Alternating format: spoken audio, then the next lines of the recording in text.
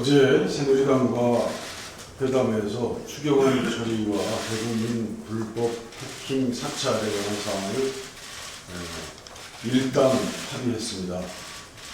우리당은 법인세 정상화를 비롯한 세출 구조 조정과 세입 확충 방안을 마련할 것을 부대 의견에 명기한 선에서 추경안 처리에 동의했습니다.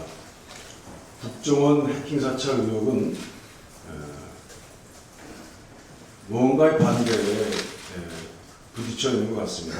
그래서 우선 정보위, 미방위, 국방위, 안행위 등 관련 상임위에 자료 제출과 현안 보고를 받기로 했습니다. 그리고 청문회는 절대로 할 수 없다고 해서 그렇게 청문회에 들어가는 내용을 명기하는 게 그쳤습니다. 정보위에 앞으로 제출되어야 할 30가지 자료는 가장 중요한 로고 파일의 경우에는 전문가가 약 한 달, 길게는 두세 달 검토 끝에 그 사항을 판단할 수 있다고 합니다. 저희들의 생각이라면 그것을 파악한 전문가가 이 청문회에 감정인으로 나와서 청문위원들에게 답하는 형식으로 불법으로 국정원이 다운받은 이 프로그램에 대한 면모, 활동 상황, 사용한 내역들을 보게 될 것입니다. 현재 국정원은 로고 파일을 국회에 제출하는 것도 부정적인 듯 합니다. 그냥 국정원에 와서 보라는 것입니다. 전문가도 없이. 보는 것은 오로지 기계일 뿐입니다. 우리가 봐야 할 것은 한 달 내지 두 달 이상의 시간이 소요된 그 로고 파일의 전모입니다. 여기에서 멈춰 있습니다. 일단 그것을 보게 하려고 하는 겉절이 절차에는 머물러 있습니다.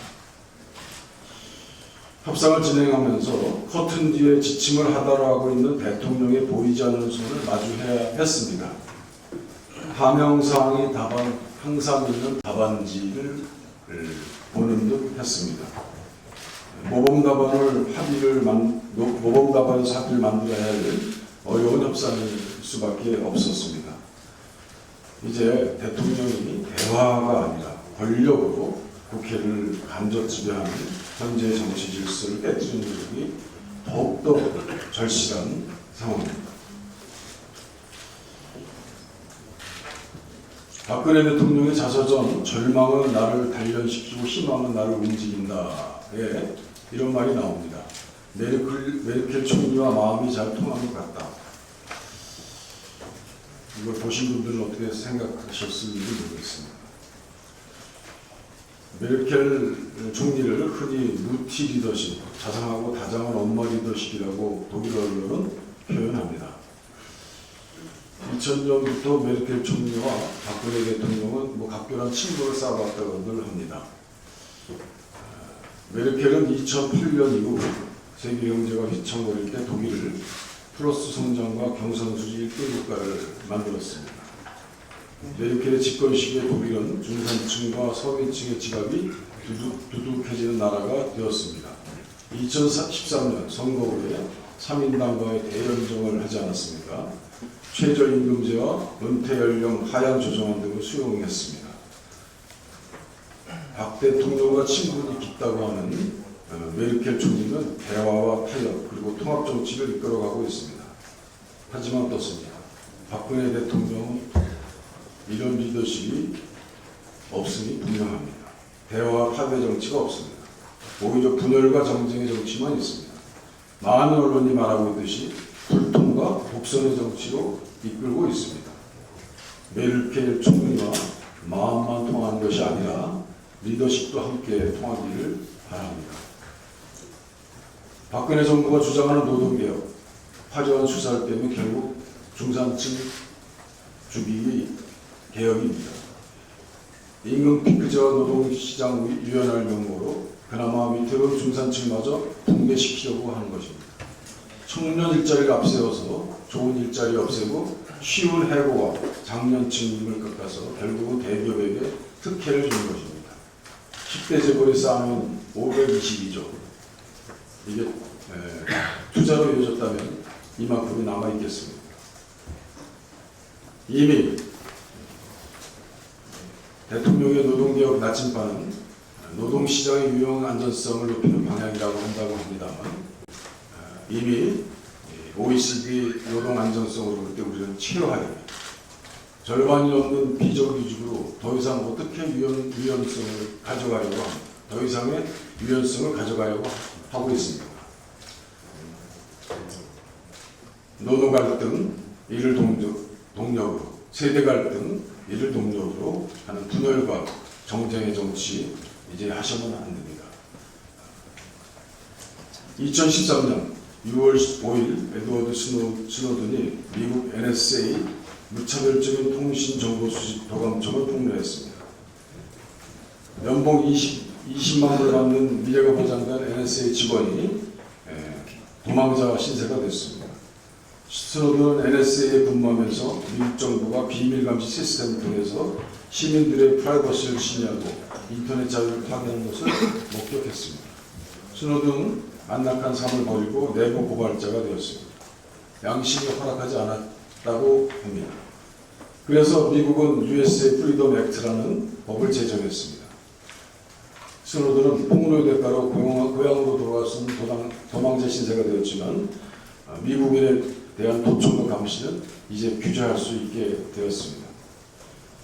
검찰에게 난압 태클을 비롯한 현 전현직 국정원장, 국정원 관계자들을 고발했습니다.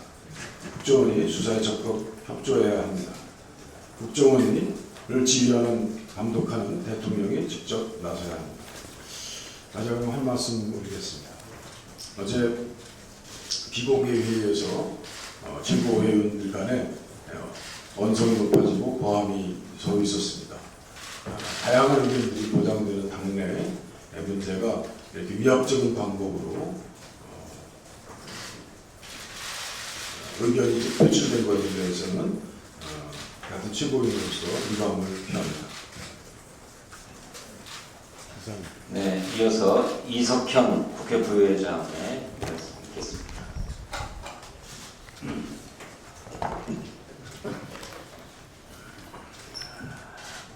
겸손한 기능직이 자신의 결정으로 자료를 삭제하고 20년 경력의 최고 보안 전문가가 디가우징 처리를 안 하고 딜리트 키로 삭제했다고 합니다. 이런 믿기 어려운 해명들 때문에 국정원을 못 믿는 것이고 검찰의 수사가 불가피합니다. 지난번 대선 개입 의혹 사건 때도 국정원은 압수수색도 거부하고 진술도 하지 않았습니다. 안철수 위원장이 진실 규명을 위해 30개 자료를 제출하라고 요구했지만 현재 단 한 건도 제출하지 않고 있는 상태입니다. 이번 사건은 국정원이 협조하지 않는 한 수사와 조사가 제대로 될 수가 없습니다. 그래서 박근혜 대통령께서 이제 침묵을 깨고 철저한 검찰 수사와 국정원의 수사 협조를 지시할 것을 촉구합니다. 대통령이 직접 나서서 진상규명뿐 아니라 민간 사찰의 소지를 단절한 후에 세계 최고의 사이버 안보기관으로 거듭나게 하는 일에 나선다면 야당도 협조를 아끼지 않을 것입니다. 이효 여사께서 8월 5일 북한을 방문합니다. 남북 대화의 활로가 열리는 계기가 되기를 기대합니다. 특히 광복 70주년을 맞아 남북 양측에 모두 뜻깊은 8.15가 됐으면 하는 바람입니다. 얼마 전 외신을 통해서 북한에 억류 중인 대학생 주원문 씨가 집에 돌아오고 싶다고 간절히 말하는 인터뷰가 보도되었습니다. 지금 북한에는 주 씨를 포함 4명의 한국인이 억류 중인데 북한 김정은 위원장이 이번에 이효 여사가 타고 돌아오는 비행기에 4명을 함께 태워 보내는 큰 결단을 보여주기를 기대합니다. 요즘 신당이나 분당 얘기가 공공연히 나오는 것은 참으로 유감스러운 일입니다. 그런 얘기를 하면 당 지지도가 떨어질 수밖에 없습니다. 국민은 단합을 원합니다. 그런 말을 하기 전에 나 자신은 당을 위해서 최선을 다했는지 돌아봐야만 합니다. 그런 말은 온갖 탄압과 고난을 무릅쓰고 60년 정통 야당의 맥을 이어온 선배들에게 등 돌리는 일이고 지지해준 국민에 대한 도리도 아닙니다. 그런 뜻에서 당원으로서의 최고의 막말은 신당과 분당입니다. 당원 모두가 자중자애하면서 우리 당을 승리하는 당으로 만들어갈 것을 고소합니다. 이상입니다. 예, 다음으로 전병헌 최고위원의 발언이 있겠습니다. 예, 경찰이 어제 국정원 직원의 빨간 마티즈 번호판 색깔에 대한 의혹 제기에 대해서 실험을 통해 동일 차량이라는 해명을 했습니다. 차량 번호판에 대한 문제제기는 단지 번호판 색깔이 다르다는 문제의 차원이 아닙니다. 이 문제를 국민들이 제기하는 이유는 국정원 해킹 사찰 사건에 열쇠를 쥐고 있는 20년 베테랑의 국정원 요원의 죽음을 둘러싼 의문에 대한 매우 중요한 단서일 수 있기 때문입니다. 또한 국정원 내부의 움직임을 파악할 수 있는 아주 중요한 실마리가 되기 때문입니다. 이 사안은 국정원 국민 해킹 사찰 문제와 관련해서 아무 자료도 제출하지 않고 있는 국정원이 무엇인가 숨기고 은폐하고 있다는 사실을 그나마 알려줄 수 있는 유일하게 공개된 물증일 수도 있기 때문입니다. 국민적 의심이 지적되고 있는 문제에 대한 합리적인 합당한 문제 제기입니다. 이것을 음모론이라고 폄훼하는 것이야말로 진상규명을 방해하려는 진짜 음모론입니다. 대국민 해킹 사찰 의혹에 대해 투명하고 객관적인 조사가 이루어지지 않기 때문에 또 객관적인 자료를 내놓지 않고 오히려 방해하고 있기 때문에 벌어지고 있는 일인 것입니다. 어제 검찰의 해명에도 불구하고 국민의 의혹은 해소되지 못하고 있습니다. 경찰 발표에 여러 가지 문제가 있습니다만 오늘은 핵심적인 사안 2가지만 지적을 하겠습니다. 첫째, 경찰이 공개한 실험 결과 녹색 번호판의 바탕과 글자색이 모두 흰색으로 나타났습니다. 하지만 사고 당일 CCTV 속에는 흰 바탕에 검은색 번호의 흔적이 육안으로 식별할 정도로 나타나고 있습니다. 경찰의 해명대로 과도한 빛의 노출로 인해서 녹색 번호판이 흰색으로 변한다면 흰색 번호는 당연히 흰색으로 나와야 되는 것 아니겠습니까? 그런데 사고 현장 당시 CCTV에 나온 사진은 이와 같이 분명하게 흰색 바탕에 검은색 번호가 이렇게 일부 나타나고 있는 것입니다. 이것은 경찰이 어제 공개한 재현실현 CCTV입니다. 이 영상과 이 영상은 확연히 다르다는 것을 우리 언론 여러분께서도 아실 수 있을 것입니다.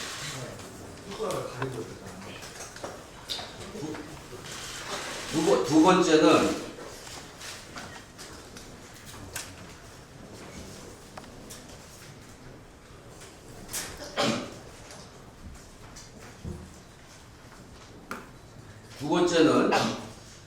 사건 당일 CCTV를 보면 차량 앞쪽의 번호판과 뒤쪽의 번호판 모두 흰색으로 나타나고 있습니다.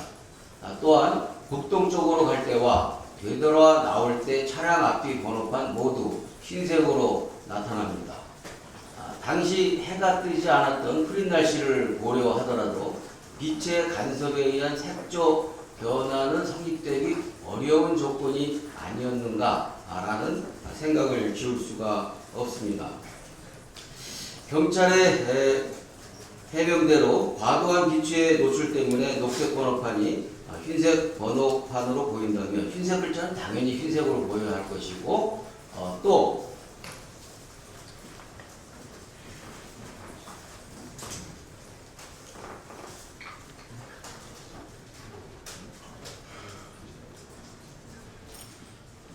과도한 이 경찰에서 얘기하는 것은 과도한 빛의 노출이 없다고 한다면은 색깔의 변화는 없다라는 점을 지적을 하고 있는 것입니다. 이것이 사건 당일 앞뒤에서 찍은 사진이고 이것은 방향이 다름에도 불구하고 모두가 다 동일한 색깔로 나오고 있는 것이죠.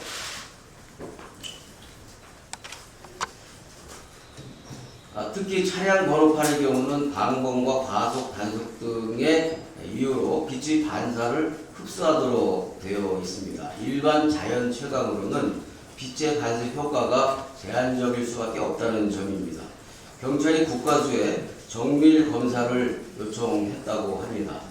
국가수가 엄정하고 보다 객관적인 그리고 타당성 있는 정밀 검사로 국민적 의혹과 불신을 해소해야 할 것입니다.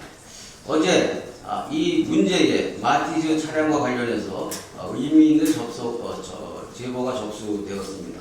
지난 22일 차량 번호판에 대한 의혹을 제기한 바로 그날 국정원 요원의 사고 차량이 갑자기 폐차 말소되었다는 제보였습니다.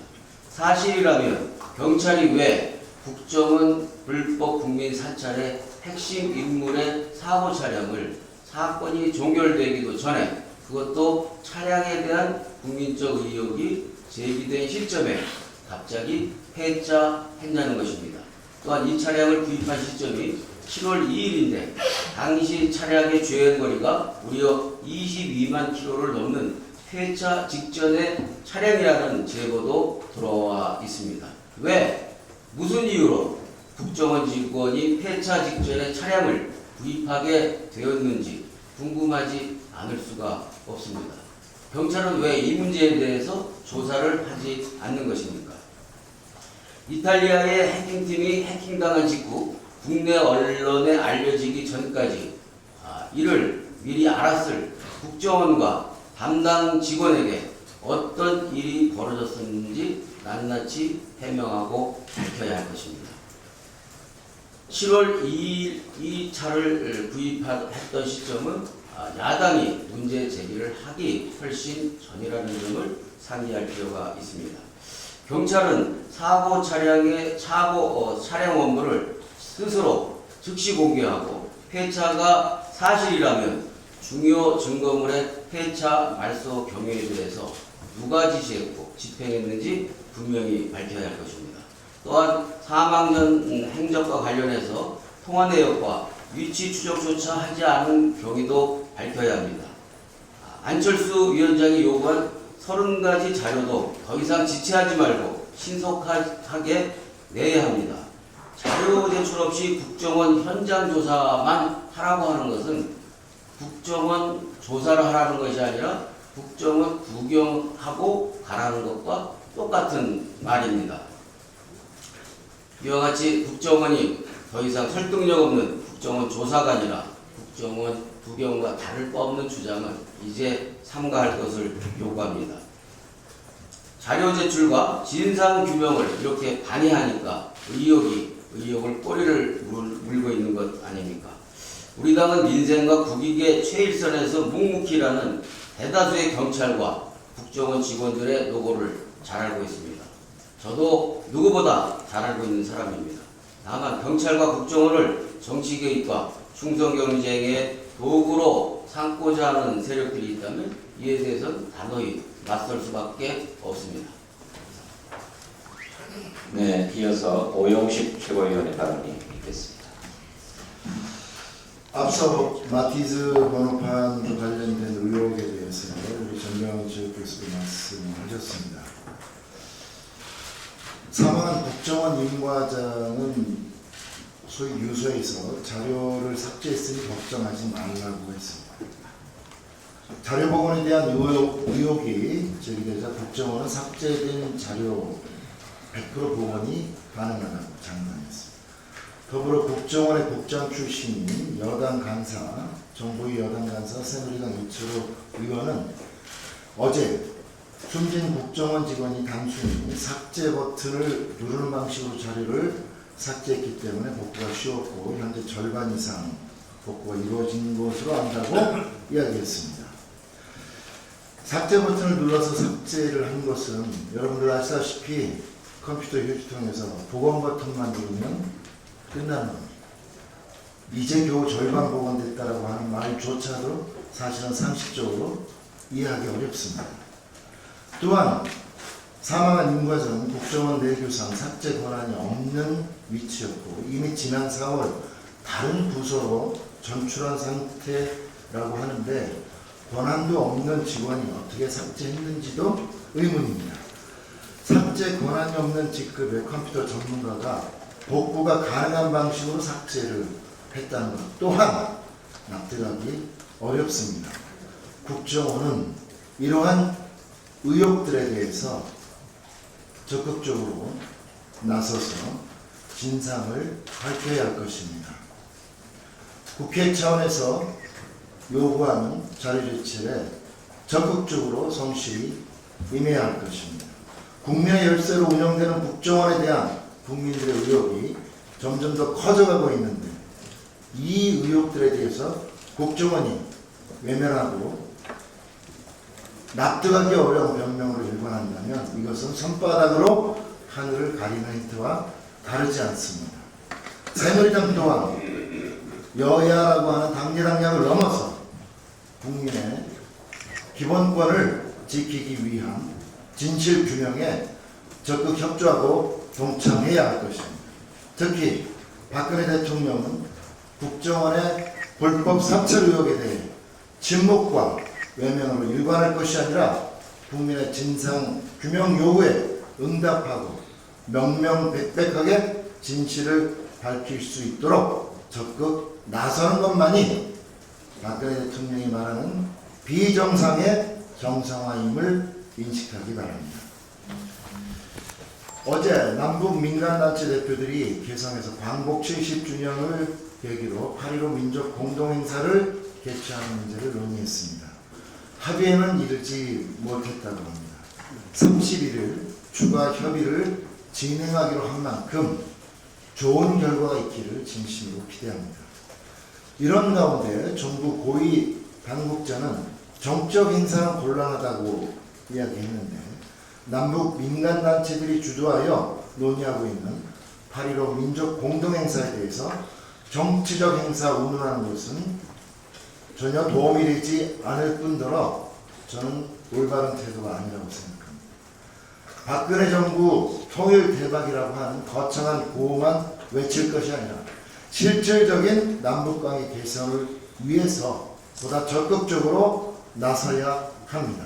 남북 민간단체들이 광복 70주년을 기념하고 한반도 평화와 통일을 위해 힘을 모으기 위해서 준비하는 공동행사가 성공적으로 개최될 수 있도록 가능한 모든 지원을 아끼지 말아줄 것을 강력히 촉구하는 바입니다. 이상입니다. 네, 이어서 유승희 최고위원의 발언이 있겠습니다.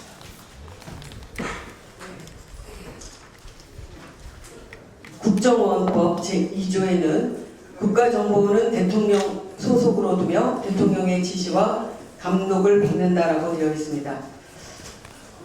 지금 국정원 해킹과 그리고 국정원 직원의 죽음에 대해서 박근혜 대통령은 또다시 유체 이탈을 하고 있는 것입니까? 유감스럽습니다. 국정원의 해킹 사찰 의혹에 대해서 진상 규명을 하려고 하는 대통령의 의지가 중요합니다. 참여정부 시절에 도청 사건 수사를 위해서 노무현 대통령이 직접 나서서 수사 협조를 지시했고 국정원장이 이에 따라 명명백백히 수사를 받았습니다. 결국 국정원장이 대국민 사과문까지 발표했었습니다. 대통령이 침묵으로서 국정원을 비호하고 있으니 국정원이 초유의 직원 성명서까지 발표하면서 오히려 적반 하장의 생태를 보이는 것 아닙니까? 대통령이 나서서 의혹을 해소하겠다고 약속하셔야 합니다. 새누리당 역시 국회가 만든 통신비밀보호법 그리고 정보통신망법 등 우리 국회가 만든 이 법의 취해 법권지대에 국정원이 있는 것인지 새누리당은 입장을 밝혀야 할 것입니다. 책임이 있는 여당이라면 우리 당이 요구하는 국정원의 국민 해킹 사찰 진실 규명 요구에 동참해야 합니다. 촉구드립니다. 오늘 본회의에서 추경안에 대한 부대 의견에 법인세를 표기하기로 여야가 난항 끝에 합의했습니다. 서민경제를 생각하는 국회라면 당연히 해야 할 결정입니다. 한국은행이 어제 지난 2분기 GDP 성장률을 0.3%로 발표했습니다. 연속 5분기 0%대 성장입니다. 글로벌 경제위기 직후 수준으로 이제는 경제위기라고 불러도 과장이 아니라고 봅니다. 박근혜 정부 초기인 2013년 1분기에는 가계부채가 962조였으나 2015년 2분기 현재 가계부채가 1100조 원에 육박하고 있습니다. 국제잔액도 2013년 372조에서 2015년 현재 524조로 대폭 늘어났습니다. 박근혜 대통령 최경환 경제부총리 컴비의 경제정책은 실패했습니다. 이제는 불운과 실패를 인정하고 방향을 전환해야 합니다. 복지재정 확충 및 조세정의 실현을 위해서는 대기업 세금 깎기를 중단해야 합니다. 먼저 법인세율을 이명박 정부 감세 전인 25%로 원상복구시켜야 합니다. 또한 최상위 소득층 0.1%에 대해서도 소득세 최고세율 50%를 신설해야 할 것을 주장합니다. 장기적으로는 종합부동세와 관련해서 금융자산까지 포함하는 순자산에 대한 과세 조치를 취해야 할 것입니다. 이것은 자산을 금융자산으로 보유한 최상위층에 대한 과세를 하자는 것입니다. 박근혜 정부와 새누리당은 서민 증세만 혈안을 할 것이 아니라 대기업, 재벌 감세 바로잡기에 당장 나서야 할 것입니다. 친재벌, 부동산 경기 부양만 바라보는 박근혜식 경제정책은 당장 폐기되어야 하고 경제 민주화의 약속은 지켜져야 합니다. 그것이 박근혜 대통령이 그렇게 강조하는 국민과의 약속을 지키는 일이 될 것입니다. 이상입니다. 네, 이어서 추미애 최고위원의 발언이 있겠습니다.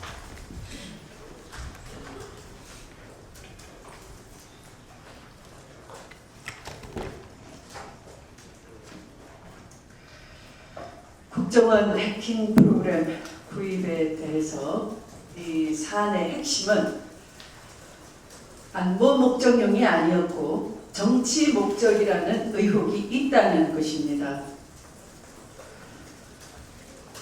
특히 이 해킹 프로그램을 2012년 대선 직전에 30개나 추가 구입했다는 것을 왜 그렇게 했는지 밝혀야 합니다. 대선 전에 북한이 정보 전화로 우리를 공격했다고 한다든지 하는 그런 특수한 상황이 밝혀지고 있지 않고 거기에 대한 구체적인 해명도 없습니다. 또 여당은